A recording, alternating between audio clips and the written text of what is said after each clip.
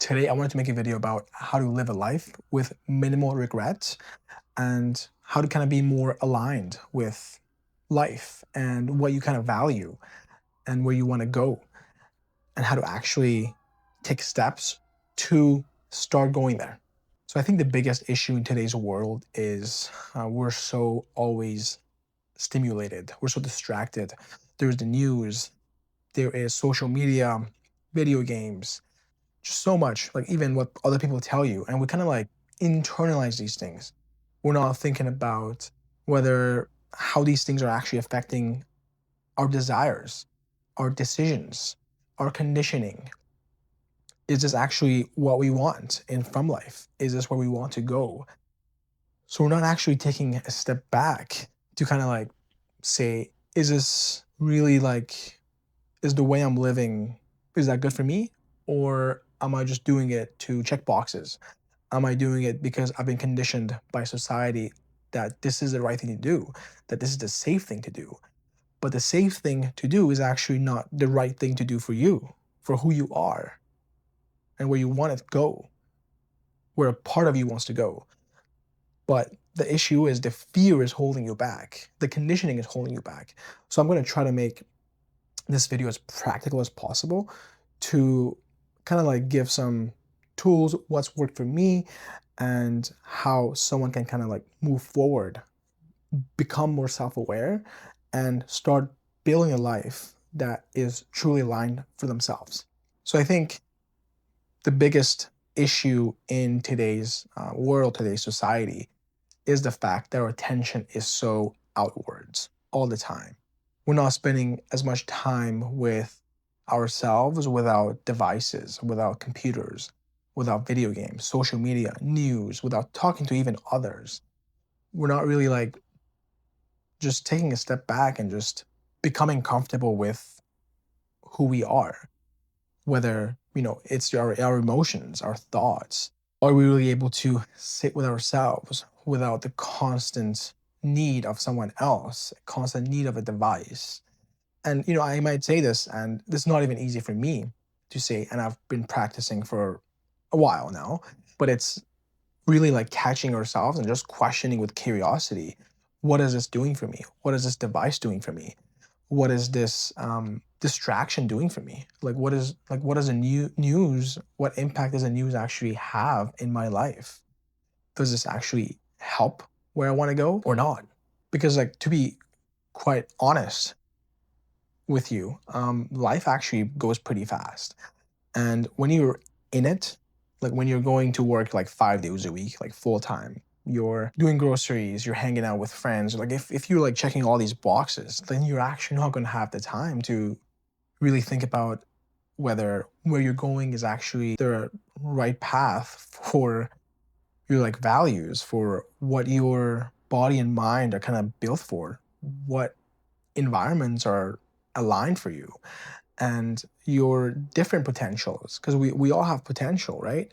But how I kind of see it now is that there is different potentials in your life. So I have, that could be a potential for me, could be maybe to pursue a career in the corporate world. Another potential could be for me to make videos on YouTube. And a potential for me could be becoming a coach, which I'm training to do right now. A lot of different potentials, but at the same time, it's like unless you're kind of like taking a step back and intentionally choosing of which potential you actually want to explore, give it your all, and go towards it with intention, then you're kind of just going to be living life on an autopilot, and you're going to be deeply unhappy inside.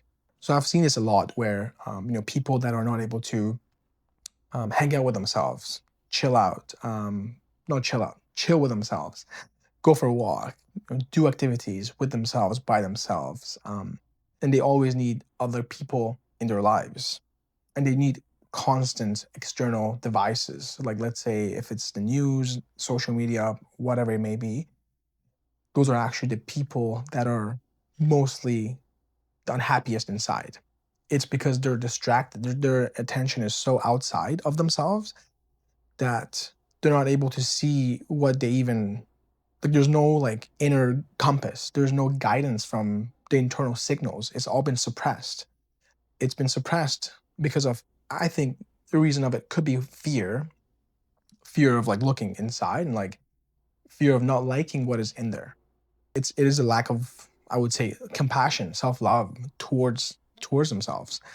And that's then that was, that was me as well. Like before doing all this stuff, like kind of inquiring with curiosity, journaling, going for walks, meditating, doing coaching, doing therapy.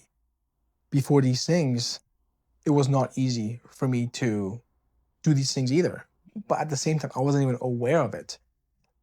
And I did not know how to start, how to use these tools to build that thing. Kind of be more aware of what do I actually enjoy doing? What do I not enjoy doing? What environments bring the best out of me? What do I value? What do I care about? Where do I want to go? Which I think coaching helped me with one of the most of where I want to go, the future, the visioning, and creating these action plans to get there.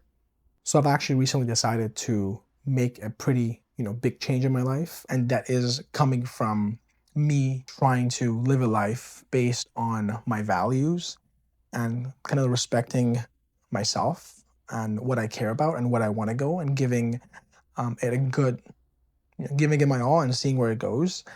So I think that is coming from a life of trying to not regret, minimizing regret as much as possible. Because I've always, I've been working corporate jobs for the last 10 years. I've met a lot of great people, learned a ton of skills, and have had great experiences. Yet at the same time, there was something unsatisfying with it. And I really do think that if I didn't do the work that I've done, if I have not tapped into what I care about, what I value, and done the work, done the meditation, all this stuff, I could have actually been suppressing all this, and I could have been deeply unhappy, successful on the outside. So I think some things that everyone can kind of start with, and this is going based on what has kind of worked for me and what I've like kind of learned throughout the time. These are some things that I can share, and I feel pretty good about that do help you kind of go more inward and become more aware of yourself, of what is coming from you, not from the outside world.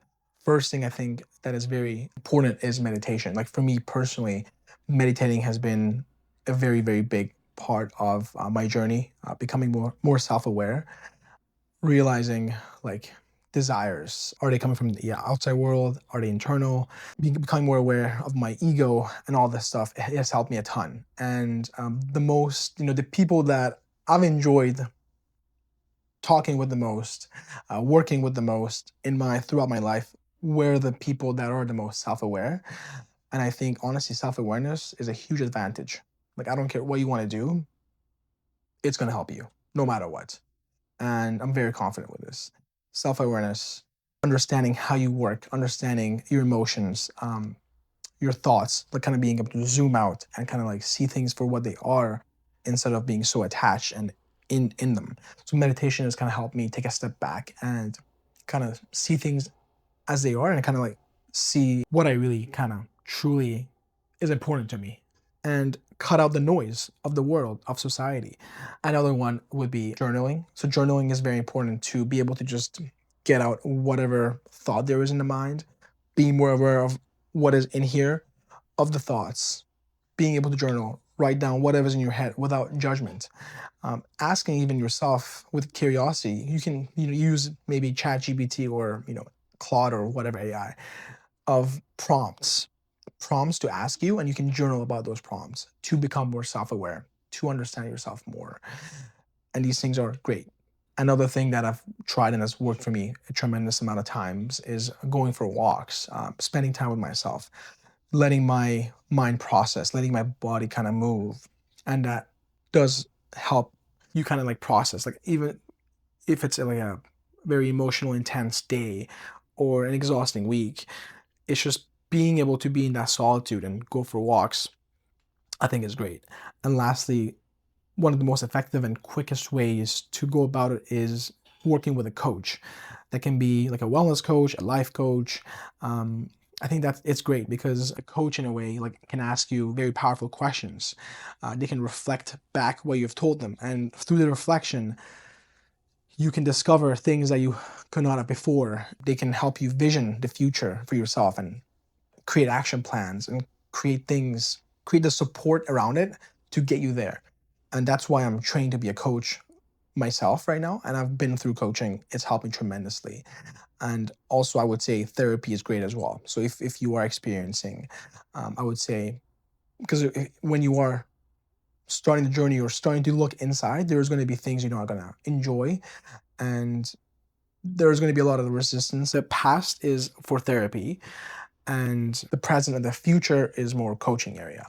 So I think if there is a lot of like trauma, emotions that need to be digested from the past, um, therapy can be extremely helpful. And I've done both. So I think these things are required for us to be able to be aware enough, get enough signals from the inside to go towards what we value, what we care about.